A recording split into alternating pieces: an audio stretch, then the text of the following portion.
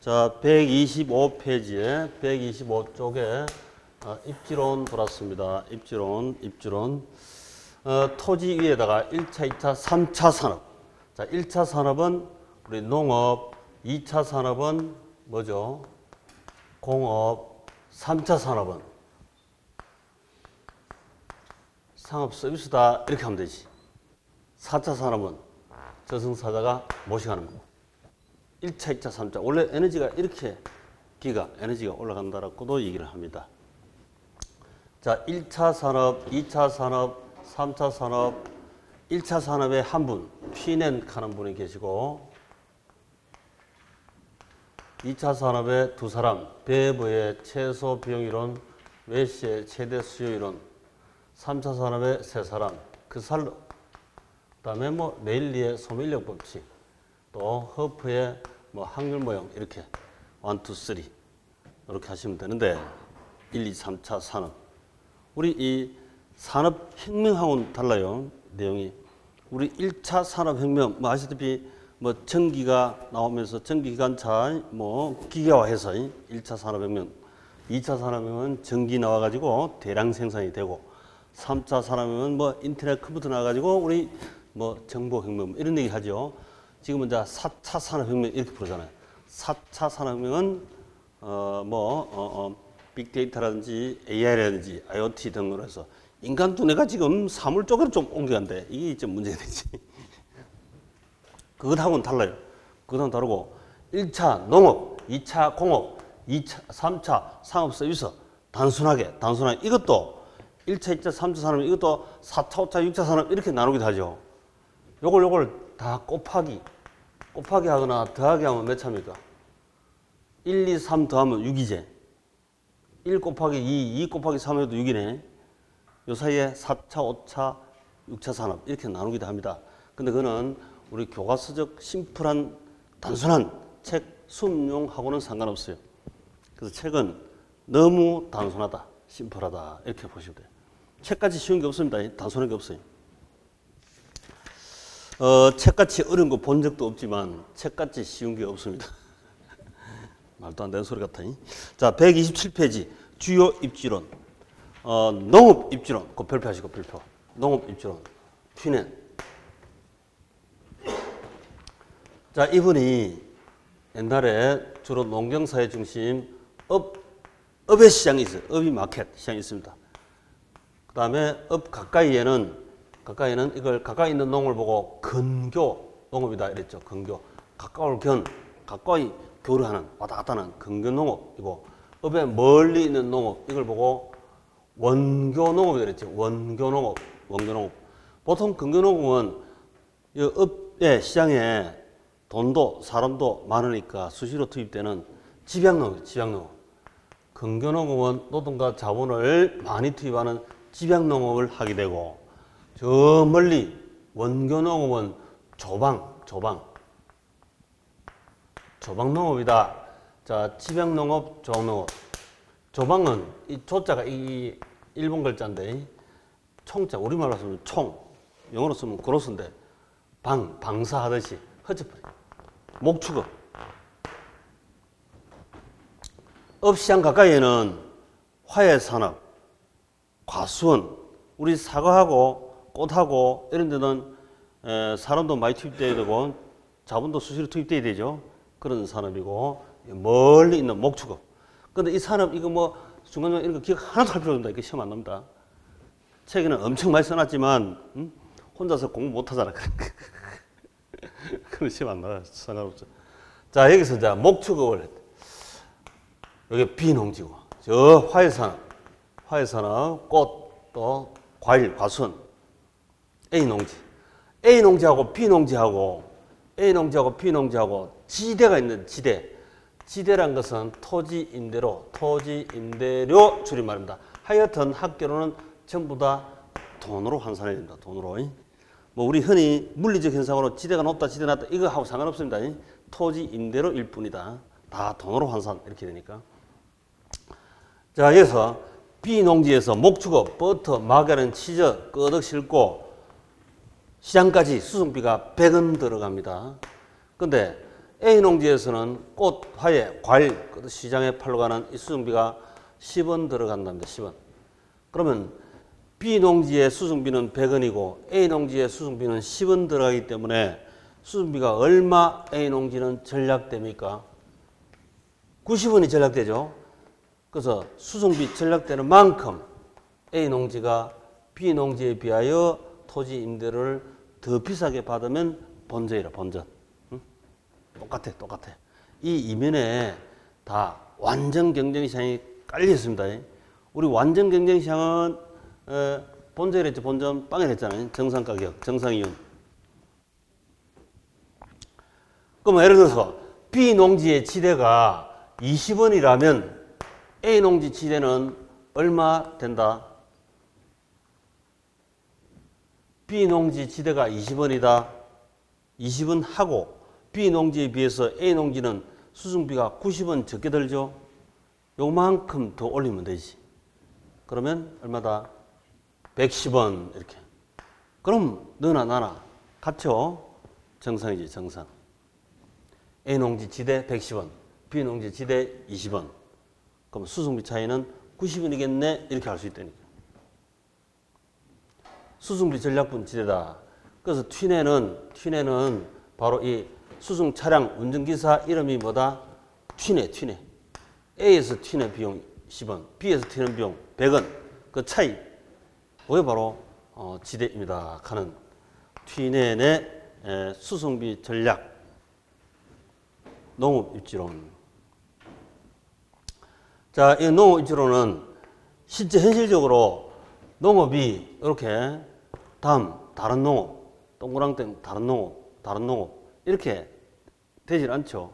이는 완전히 잔잔한 호수에 돌 하나 딱 던지면 파장을 일으키는 이런 건데, 그래서 이게 완전 경쟁시장이 가정이 깔려 있고 또 고립국, 현실은 우울탕쭈울탕하지만 이 안에 가면 완전히 홀로 서 있는 나라, 고립국 가정 이렇게 해서 출발한 옛날 19세기의 농업입지론을 논문을 처음 썼던 겁니다. 역사적 흐름도 농업입지론이 제일 먼저 나왔겠지. 그 다음에 공업, 상업 이렇게. 역사적 흐름 이것도 슬쩍 우리 시험에 비춥니다. 자, 그래서 그거 읽어보시면 1826년 이걸 가지고 시험은 나옵니다만은 어쩌다가 이걸 1826년과 1836년에 써놓고 틀린 거 찍어라 이렇게 시험 안 나옵니다. 그죠? 그거는 역사 공부할 때, 세계사, 한국사 공부할 때는 그런 게 나오지만 우리는 그런 공부가 아니잖아요. 그래서 이거는 옛날 이라면 그냥 옛날 고립국 있죠. 고립국 이건 시험 나와요. 고립국 줄 끊으시고 옛날 최초로 고립국 논문에서 튀넨 그 밑에 업 안에 꼭 마켓이 있는 거죠. 업에 이렇게 마켓이 있습니다. 마켓. 업이 시장이 있지. 업시장. 업의 시장이 있고 바로 옆에는 과수원, 화훼, 산업, 꽃은 수시로 물도 주고 돈도 주고 해야 되잖아요. 그래서 집약농업, 가장 멀리 있는 저 낙농업, 그 낙농업, 이거 목축업이다 이렇게 생각해요. 목축업, 버터, 마가린, 치즈 싣고 수송비. 자, 내용 가래 동그라미 1번. 튀네는 지대란 매출액, 매상고에서 생산비와 수송비를 뺀 것으로 보고 있으며 지대와 수송비는 반비례. 자, 꼭 비례하면 틀려요. A 농지는 지대가 110원입니다. 지대가 B 농지에서 높죠. 수송비는 10원밖에 안 되니까 적잖아요. 화살표가 같은 방향으로 간다, 반대로 간다. 반비례. 이래야 되지. 비례하면 틀려요. 그렇게 시험 나온다니까. 제가 화살표 방향이 엄청 중요해요. 방향 반대로 가느냐, 같이 가느냐.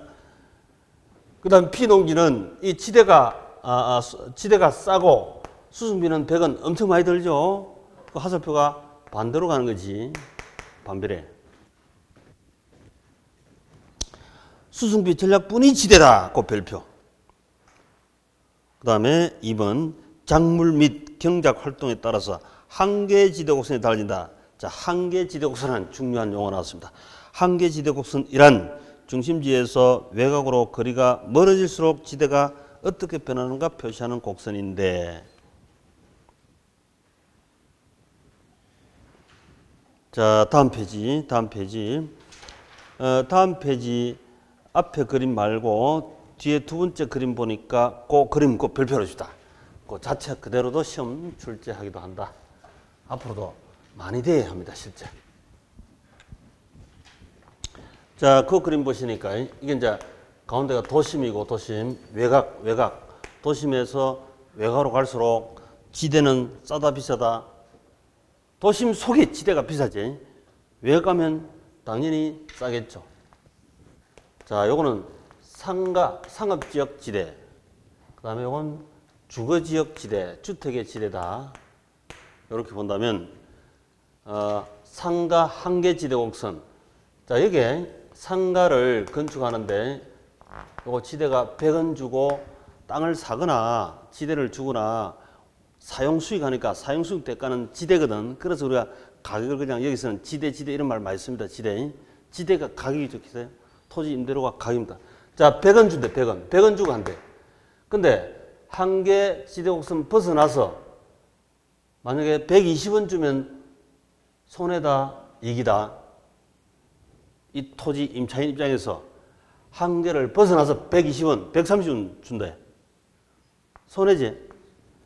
80원, 90원 주면 덕입니까? 손해입니까? 이건 덕이죠. 싸게 주면, 지대를 적게 주면 덕이고, 지대를 한계를 벗어나 많이 주면 손해지. 그래서 한계 지대 곡선은 한계를 벗어나지 마라. 한계 벗어나면 손해다 이 말입니다. 한계를. 우리 공부할 때도 나의 능력 한계 벗어나면 손해죠. 부담되니까. 원래 이 한계라는 뜻이 아주 중요한 건데, 한계.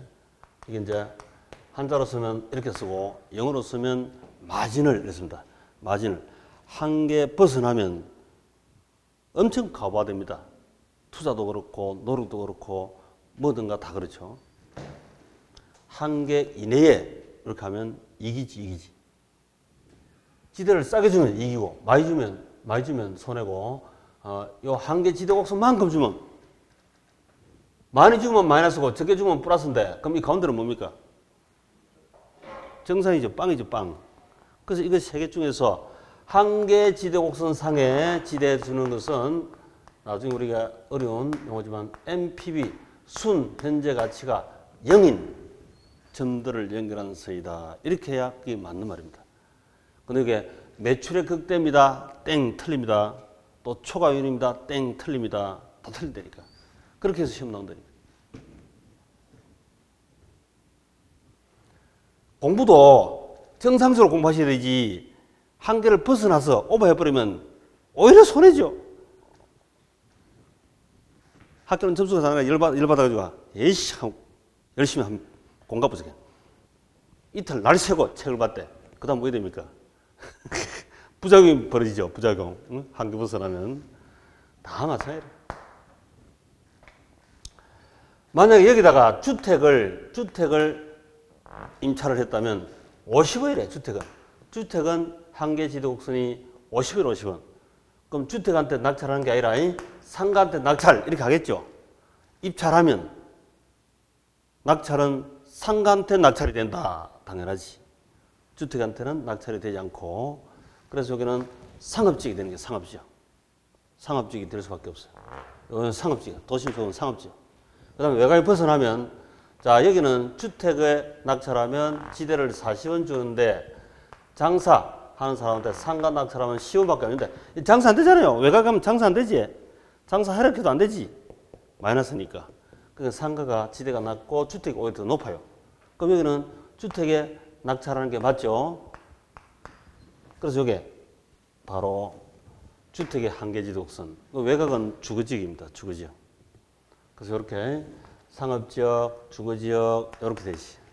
자, 요걸 이제 확산해가지고 보시면 된다. 상업지역, 주거지역, 공업지역, 농업지역, 한계지대 곡선이 각각 다 있겠죠.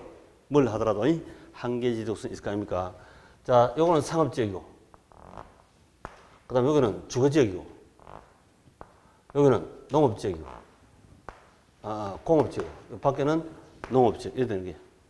그래서 전 세계가 평균적으로 상, 주, 공, 녹이 아니고 농사지, 농사. 우리 주거지역을 상주, 공, 녹 이랬죠. 녹지지역이지. 이거는 우리 입지론에서는 학교론의 입지론은 상주, 공, 농 이렇게 됩니다. 전 세계 평균적으로. 왜 그러냐면 도심은 지대가 비싼데 외곽으로 갈수록 지대가 싸거든. 지대가 싼 쪽에 적정한 입지를 해야 될 거 아이가. 그거 맞추니까 이렇게 되는 거예요. 그러니까 이걸 이제 원점에서 쳐다보면 이거 지대 곡선이 볼록하게 돼 있죠. 볼록하다 이래 됩니다. 이게 볼록한 거지. 여기 오목한 푹 들어간 오목한 이게 아닙니다. 학교론의 시험은 볼록한 것밖에 답 없어요. 볼록한 거. 볼록볼록밖에 없어요. 나중에 뭐 토론의 최적 포트폴리오든지 어디라도 그렇습니다. 볼록하다 이렇게. 요걸 이제 각각 한 개 지대 곡선에 다 끌어안고 가는 포락선 이렇게도 부르는데 그건 너무 어려운 용어니까 그냥 접어두고 볼록하다 이렇게 합니다. 볼록하다. 여기는 상주, 공농 네 가지 입지 주체니까 이렇게 네 가지가 나왔지만 이게 상업지역, 주거지역 두 개만 나오면 이렇게만 나오겠지. 마찬가지로 우리 농사도 집약농업, 조박농업 이렇게 두 가지를 한다면 도심 가까이에 집약농업이 지대를 더 많이 주죠. 조박농업보다는. 외곽지역은 집약농업은 오히려 지대를 적게 줄 수밖에 없어. 조박농업이 많이 줄 수 있지. 낙농업도. 그래서 그게 집약농업, 조박농업 이렇게 나눌 수 있다니까. 오른쪽 그림이 집약농업, 조박농업 이렇게 되죠. 꼭 교차점 안쪽은 집약농업을 해야 됩니다. 교차점 바깥쪽은 조박농업을 해야 합니다. 그래서 거기에 이제 동그라미 3번 읽어보면 집약도가 머리일수록 감소되고 밖으로 시장으로서도 거리별로 동질 농업 형태가 형성됩니다. 즉 중심지로부터 가까울수록 집약농업, 바깥은 조박농업. 앞에 있는 한계 지도곡선도 의미 아시겠죠? 특정 산업의 하나, 한계 지도곡선 그림은 저리 치면. 그 다음에 이제 공장입지론. 자, 배부의 최소 비용 이론. 자, 배부 꼭 별표하시고, 배부. 공장 돌았습니다. 공장 입지론, 배부.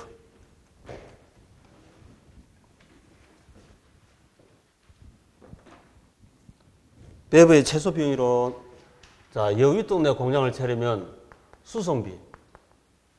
자, 수송비가 최소 드는 곳이고, 이 아래 동네 공장을 입점하면 임금, 노동비, 노무비, 요게 최소 드는 동네랍니다. 여기에 공단에 들어가면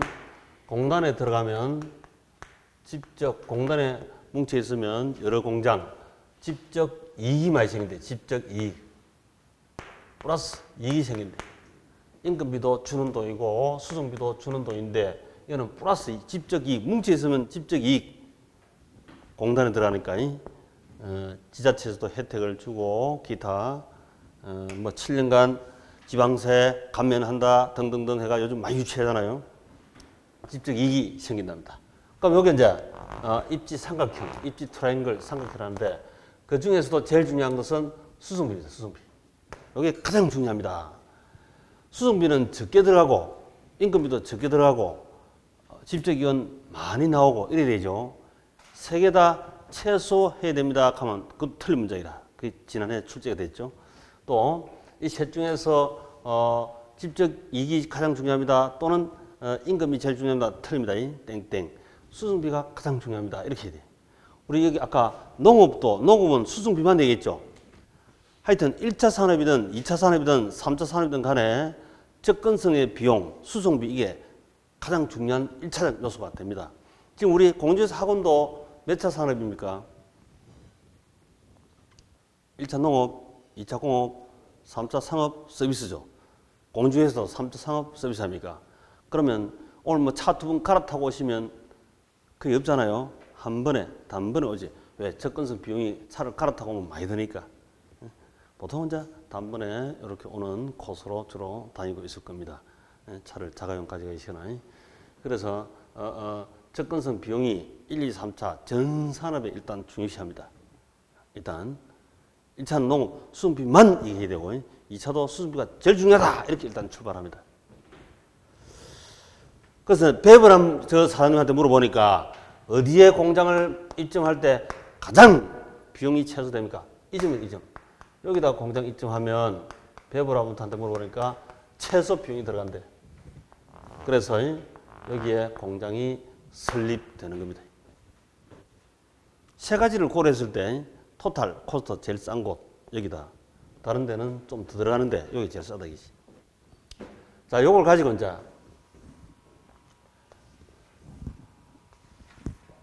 맨 안에 등비용선 여기에 공장을 어디에도 4088 입점하면 운송비가 10원 든데 수송비. 자, 이 수송비는 공장에는 원료 싣고는 수송비, 완제품 만들어가 시장에 내다 파는 수송비 두 개 합친 거예요. 그게 수송비다, 수송비. 10원 들고 두 번째 동그랑땡 안에 공장을 차리면 20원 들고 세 번째는 30원 들어간대요. 약간 뭔가 썩음한 생각이 들겠죠. 근데 책은 심플하게 만들다 보니까 이렇게 되는 거예요.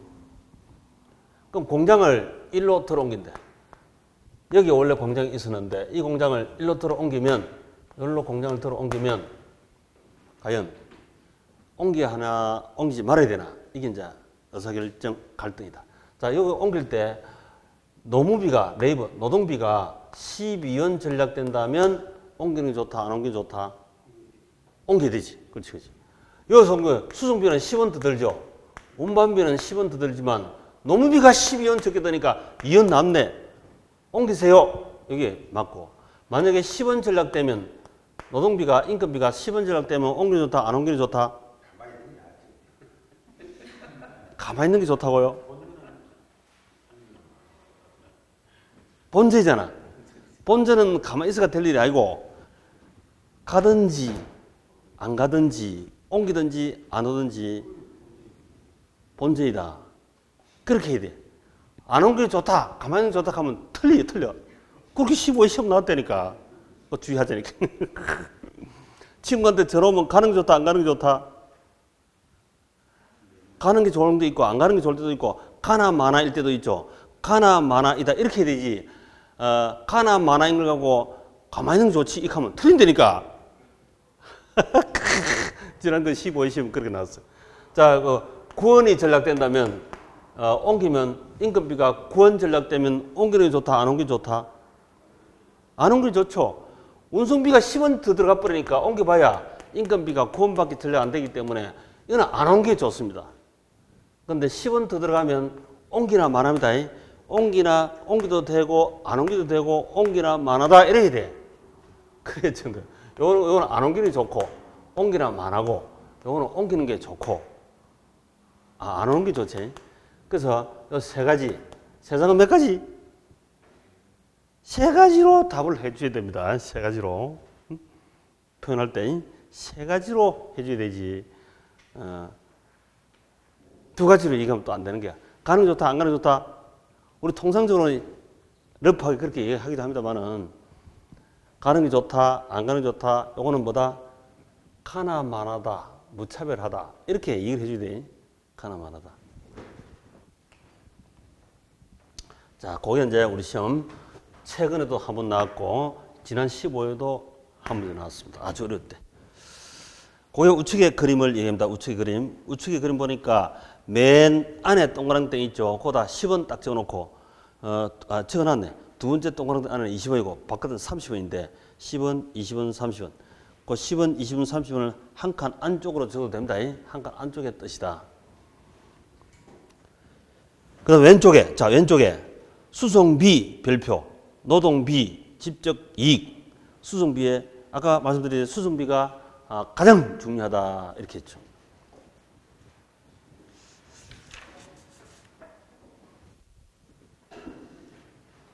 자, 그 다음 넘기실까요? 상가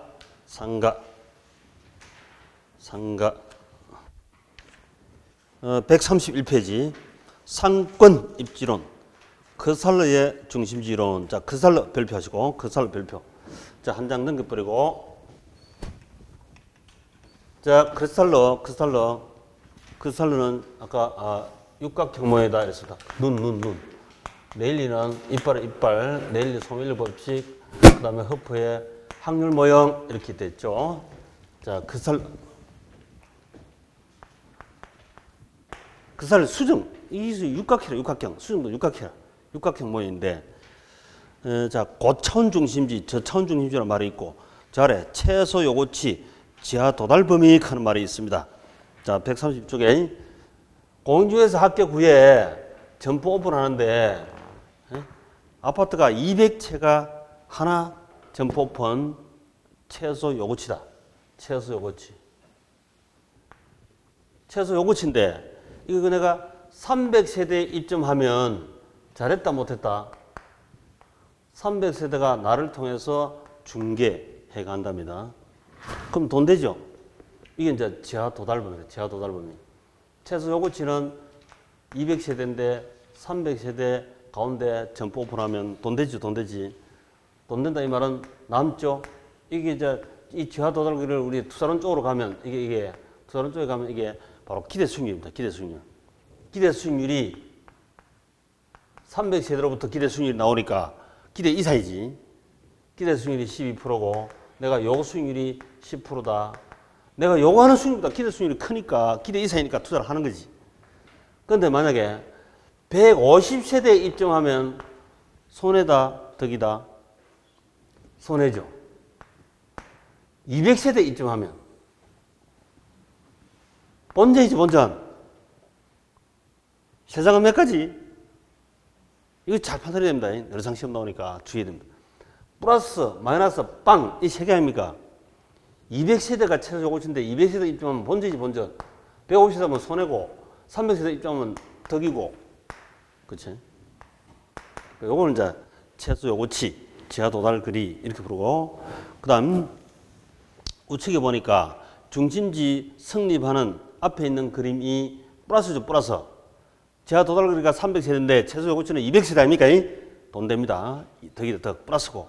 그 다음에 오른쪽에 있는 B는 중심지 불성립. 이거는 플러스다, 마이너스다, 빵이다. 마이너스지. 마이너스니까 중심지 투자하지 말아야 말이지. 불성립. 그 다음 그 밑에 다수 중심지라는 말이 있고요. 벌집이 나와 있습니다. 벌집. 그 아래 보니까 벌집. 자, 요걸 이제 벌집 모여라고 하는데 다음 페이지에 나와 있죠. 다음 페이지. 자, 벌집을 한 그려보면 동그란 땡 3개. 가장 단순하게. A라는 사람, B라는 사람, C라는 사람 공중에서 학교에서 각각 점포를 오픈했습니다.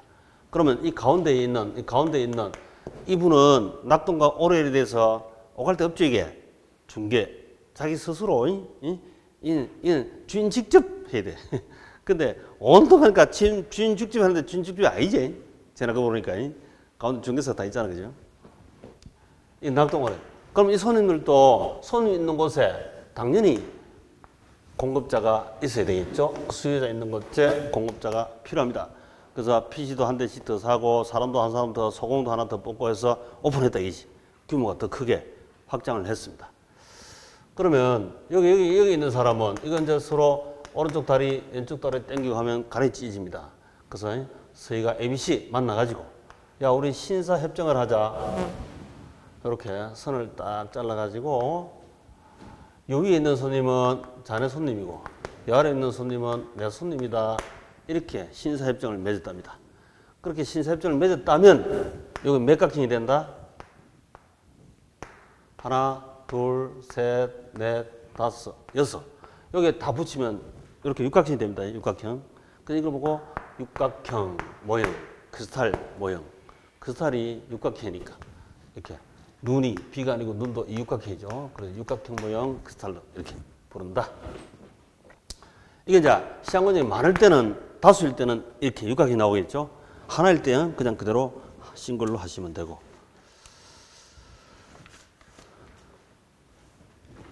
다음 자 레일리 소매인력 법칙. 자 레일리 소매인력 법칙. 이빨에는 이빨에 이빨. 내 얼굴만 봐도 친구 얼굴만 봐도 웃음이 나도록 허프의 확률 모양 이렇게 정리를 하시고. 자, 레일리의 소매인력 법칙, 그것도 별표, 시험 잘 나옵니다. 레일리의 소매인력 법칙. 그 아래 니은에 보시니까 니은, 그림 바로 밑에 A도 C, B도 C가 있고 A도 C, B도 C 바로 밑에 니은에 별표. 두 도시, AB도시 상거래 허민력, 손님 당기는 힘은 두 도시 인구의 비례, 인구에다가 크기, 크기에 비례하고 두 도시 분기점, 즉 분기점 위에다가 상권 경계점, 분기점으로부터 거리 제곱에 반비례한다. 거리 제곱에 반비례한다. 이렇게 나와 있죠. 자, 이게 시험에 우리 여기서 제일 많이 출제했습니다. 가장 많이 출제한 문장이라. 계산형으로도 엄청 출제하고 최근에 거의 매년 한 문제 나오다시피 합니다. 자, 여기 이제 A도시, 큰 도시고, A도시, 큰 도시. 여기 B도시, 작은 도시다. 이 가운데에 사가 100개 있습니다. 사가 100개. 이게 만류 인력 법칙이라면, 자, 그 만류 인력 법칙, 이거 응용한 거라서요. 만류. 만물은 존재합니다. 당기는 힘이, 인력이 존재한대. 만물은 전부 다 당기는 힘이 존재한답니다. 책이 나를 많이 당기죠? 그게 튕기 나가던데. 책 보니까 내 당기는 힘이 없어요. 흡수력, 흡인력이 안 생기는가?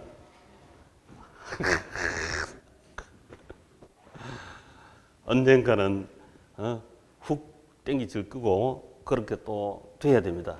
그런 흔적이 한번 남아져야 합격을 하거든.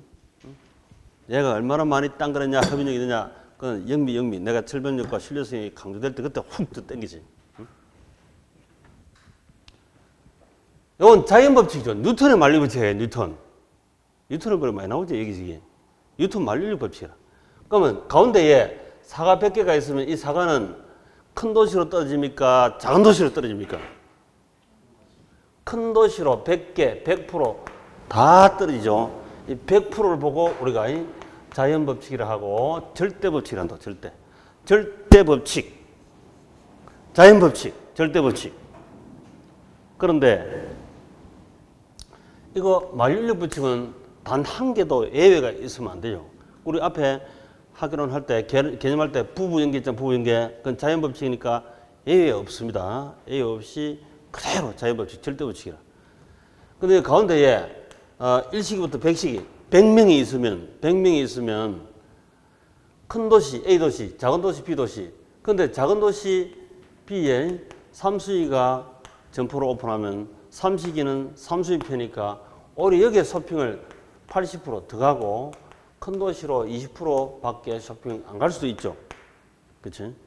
그렇지만 정체 평균을 보면 1시부터 100시 쇼핑 가는 거 평균 따져보니까 큰 도시는 70% 가고 작은 도시는 30% 가더라. 이게 A도시, B도시 하면 네일리의 소비인력 법칙이다. 네일리. 소비인력 법칙. 그런데 1시기, 2시기, 3시기. 1시기는 1수표이고 2시기는 2수표이고 3시기는 3수표입니다. 하나하나 한 사람 한 사람 미시 선호도에 따라서 A 점포, B 점포. 자, 미시죠, 미시. 도시는 거시지만 점포는 미시 분석이라 합니다. 이렇게 볼 때는 허프의 확률 모형으로서 삼시기는 삼수편이다. 이렇게 나오는 게 이제 미시 분석. A 점포, B 점포 이렇게. 자, 레일리는 거시 분석인데 거시. A 점포, B 점포, A 점포, B 점포. 자, 오른쪽에 Q. 바로 문제. 도시 A와 도시 B 사이에 C가 있습니다. 레일리의 소밀리 법칙에 따를 경우 C 도시부터 A 도시, B 도시로 인구 유인 비율을 구하세요.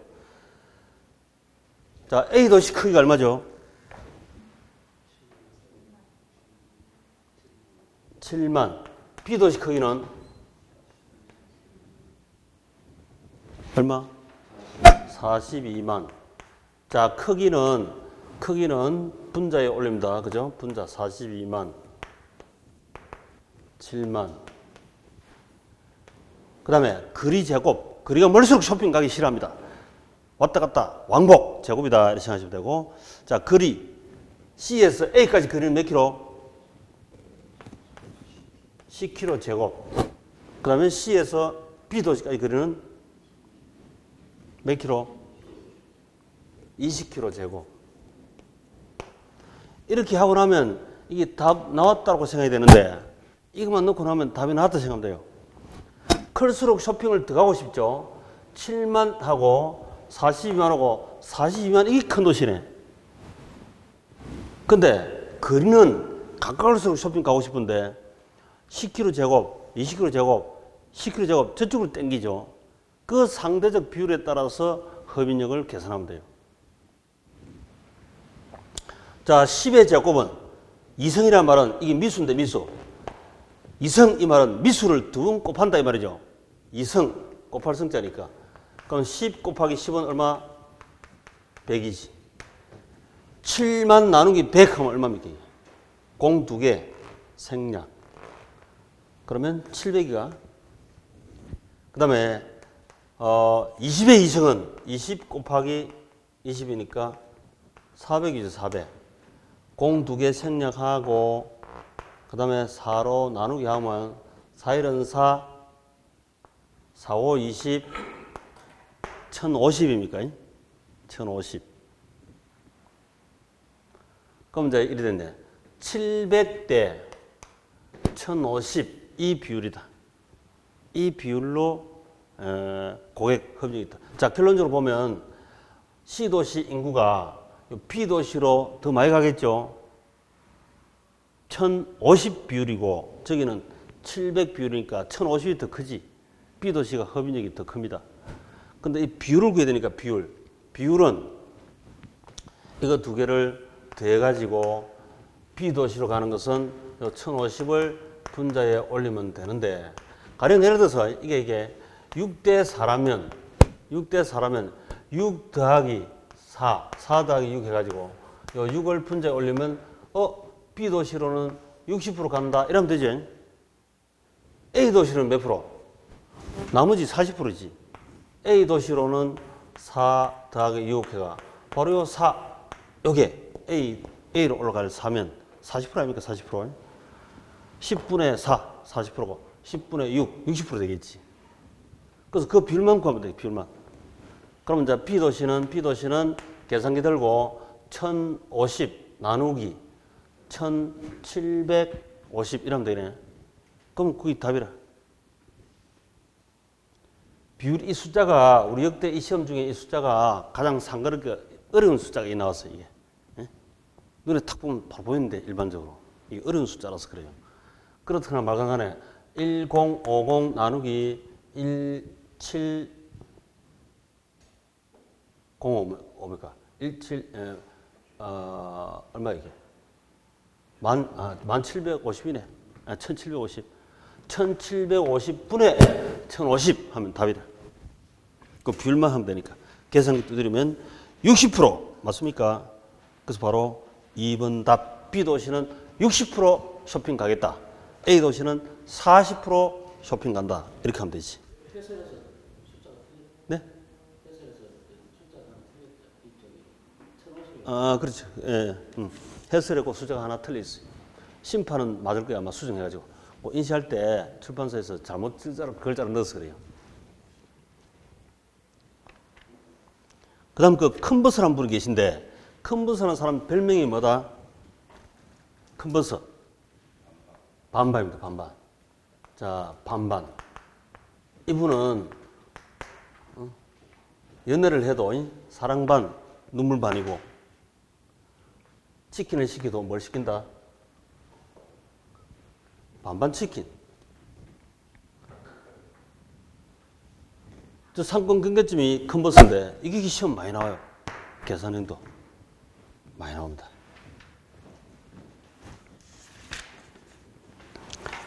다음 페이지. 허프의 확률 모형 Q 한번 보고 시험 마치도록 합시다. Q. 아래 그림을 보고 허프의 상권 분석 모형을 이용할 때 신규 할인 매장의 이용객 수를 추정하시오. 자, 기존 할인 매장, 신규 할인 매장. 자, 크기. 기존 할인 매장 크기 얼마죠? 4,000.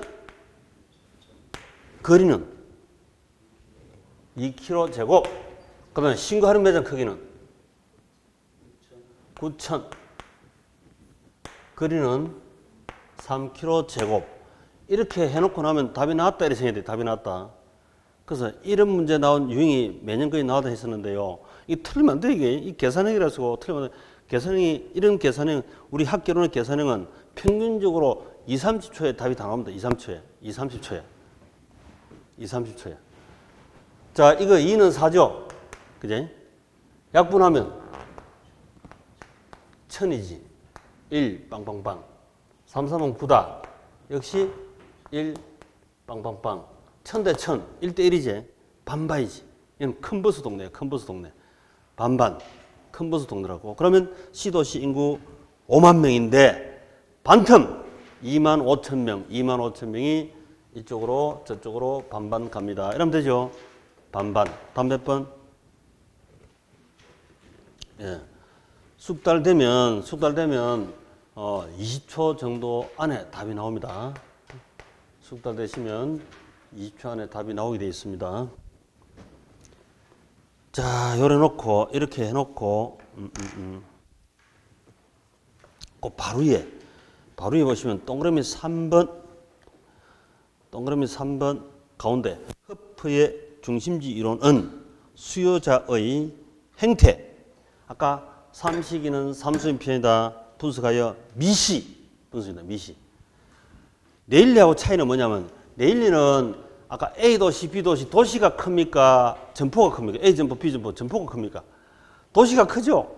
도시, 레일리는 거시분석이고 크리스탈로도 거시분석이고 동그랑땡 전체 안에 손님들 소득 수준 질이 다 같다고 봤기 때문에 완전 경쟁시장이 다 깔려 있습니다. 말이 없으면 완전 경쟁시장이 안에 다 깔려 있어요. 그것인데 A도시, B도시. 레일리는 A점포, B점포입니다. 점포가 작죠? 근데 B점포에는 삼수위가 운영하잖아요. 그 삼식이는 삼수위 편이니까 미시분석이에요. 미시분석. 레일리는 미시분석. 레일리는 거시분석. 허프는 미시분석이라. 그렇게. 허프, 미시분석. 선호도에 따라서 쇼핑을 갑니다. 그렇고 저 위에, 맨 위에 허프의 확률 모형 밑에 동그라미 1번 한 번 더 여기서 이제 마무리. 동그라미 1번. 허프는 대도시에서 쇼핑센터를 결정. 쇼핑센터는 점포입니까? A점포, B점포, 미시. 확률 모형을 제시했습니다. 즉 어떤 지점에 입지하고 있는 소비자가 특정 지역의 쇼핑센터로 갈 확률. 도시가 아닙니다. 쇼핑센터입니다. 미시. 갈 확률은 소비자와 점포까지 거리. 자, 그 거리 앞에다가 시간 이렇게 하나 적어놓고 시간 거리. 자, 쇼핑센터까지 시간 거리가 많이 걸리면 가기 싫죠? 짧은 거리면 시간 거리가 얼마 안 걸리면 가고 싶다 이 말이고, 그 다음에 경쟁하고 있는 쇼핑센터 수. 조금 전에 우리가 A점포, B점포 두 개 점포만 얘기했는데 지난해 처음으로 C점포, 점포 3개짜리도 처음으로 출제가 됐습니다. 나중에 모의고사하고 기출문제 풀어볼 기회가 많습니다. 단순합니다. 2개 점포 있으나 3개 점포나 마찬가지입니다. 단순해요. 그 다음에 쇼핑센터의 크기. 클수록 가고 싶지. 적을수록 적게 가고 싶고, 그거는 마찬가지. 그래서 이제 허프의 확률 모형은 미시 분석이라 하고, 레일리의 소멸력 보충은 거시 분석이다 이렇게 부릅니다. 알고 보면 말로 나오는 것도 그 흐름만 아시면 금방 찍을 수 있고, 계산형은 특히 거의 20초 안에 답이 풀립니다. 자, 오늘 여기까지 수고 많았습니다.